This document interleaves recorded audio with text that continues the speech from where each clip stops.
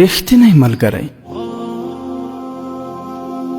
وای پخوا زمانه کې یو ډېر شتمن ځوان و چې پلار یې د زرو، جواهرو او قیمتي کاڼو تجارت کوه. زوی یې د دنیا له زیاتو نعمتونو څخه برخمن و. له ښه ژوند سره یې خورا ډېر ملګري درلودل او پر خپل ملګرو یې خرچې هم ډېرې کولې او د هغوی به یې خورا زیات احترام کوه. په رښتیا یې ښه ملګرتیا ورسره پالله. آخر د خدای خوښه داسې وه چې د ځوان پلار مړ شو.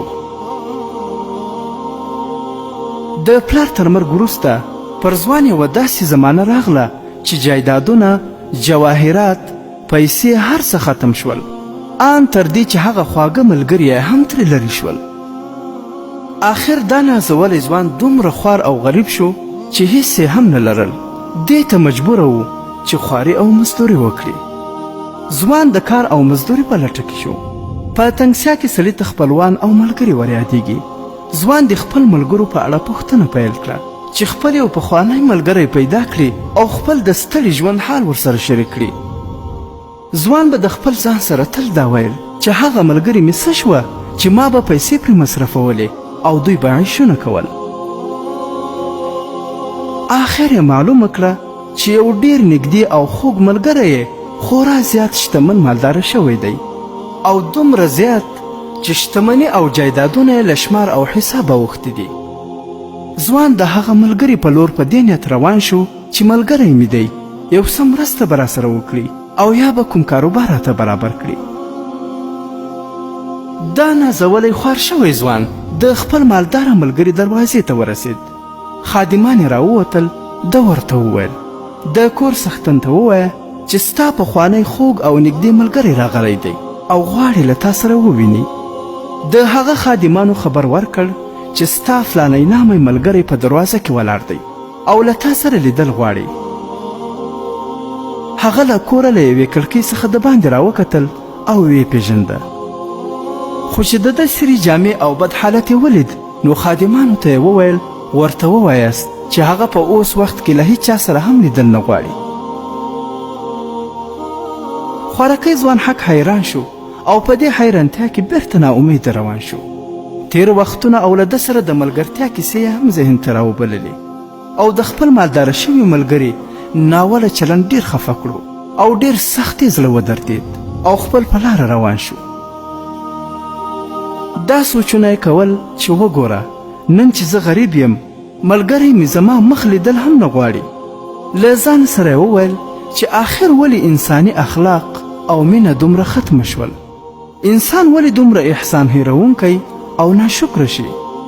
دا راز ډېرې خبرې یې په ذهن کې اړولې او له درده ډک زړه خپل کور او کلي ته رانږدې شو. ځوان کور ته لا نه و رسېدلی چې 3 کسان په مخه ورغلل. هغوی داسې ښکارېدل لکه په یو چا پسې چې ګرځي.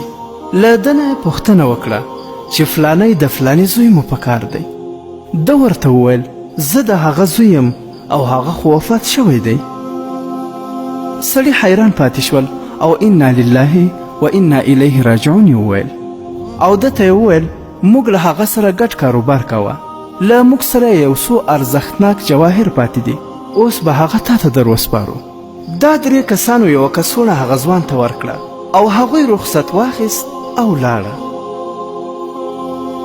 ځوان هم دا کاڼي پیژندل چې رښتیا هم ډېر ارزښتناک او قیمتي کاڼي وو، دومره قیمتي چې په لنډه سیمه کې یې چا بیه نشو پوره کولی. ځوان نیت وکړ چې ښار ته یې یوسي.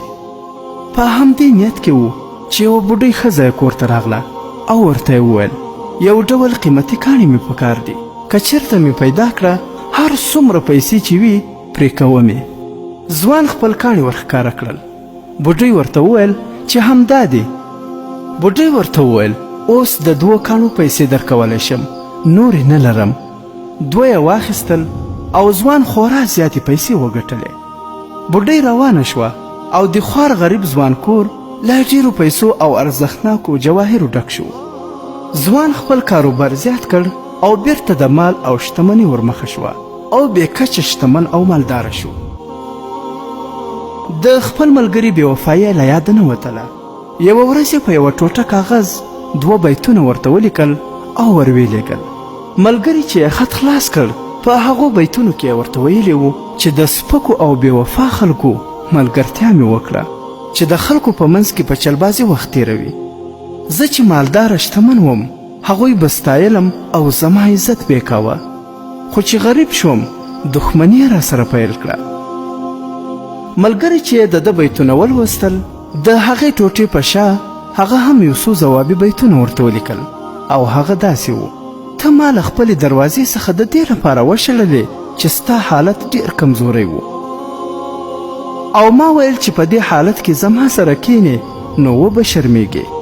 ته اوس هم زما ورور او زما د زړه سر یې، که یې نه منې هغه 3 کسان ما درلېږلي وو چې تا ته یې د ارزښتناکو جواهرو کڅوړه درکړه او هغه بوډۍ چې له تا نه یې 2 کاڼي واخیستل هغه زما مور وه. ځوان چې دوباره د خپل ملګري خط ولوست نو سترګې یې له اوښکو ډکې شوې او ویې ویل: رښتیا چې په دنیا کې اوس هم ښاغلي انسانان شته. ګرانو دوستانو، د دې کیسې څخه موږ دا درس اخلو چې د خپل ملګري ښېګڼه او ځواني به هیڅکله نه هېروي او په هر حال کې به د هغه قدر و احترام کوي او تر مطلبه یارانه به د چا سره نه کوي. ملګری چې په هر حال وي، که دولتمند وي یا خوار، آخر ستا ملګری وي. دا ډېره نامردي ده چې ملګری غریب شي او ته لاس ترې واخلې. د خوند خبره خو دا ده چې ملګری دې ستا لاس ته محتاجه شي او ته په سختۍ کې په کار ورشي. د حکایات مصنوي شریف فیسبوک پاڼې لخوا وړاندې کیږي.